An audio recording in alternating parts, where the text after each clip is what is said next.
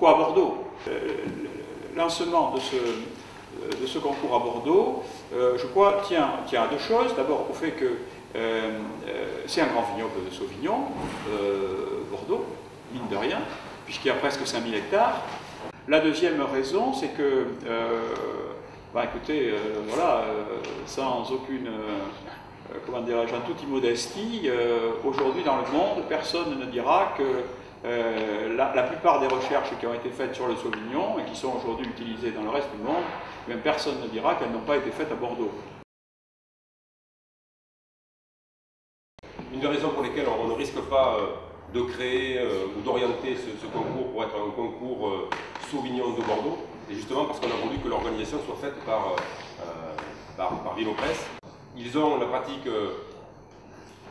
ancienne et réussie et reconnue du mondial de Bruxelles, pour que justement nous nous appuyions sur eux pour avoir toutes les garanties de réussite de ce concours. On apporte aussi une certaine rigueur, puisqu'on dans le choix des dégustateurs, on va être très attentif bien sûr, et également dans les contrôles qu'on fait, puisque le concours mondial de Bruxelles systématiquement fait des contrôles aval des échantillons qui sont primés, puisqu'on compare les échantillons qui ont été présentés au concours avec les échantillons qui sont dans la production. On est en train maintenant de sélectionner un panel de dégustation représentatif. Ce seront majoritairement, là aussi pour avoir des relais bien sûr, pour parler du Sauvignon, ce seront majoritairement des journalistes spécialisés dans la dégustation et dans le vin.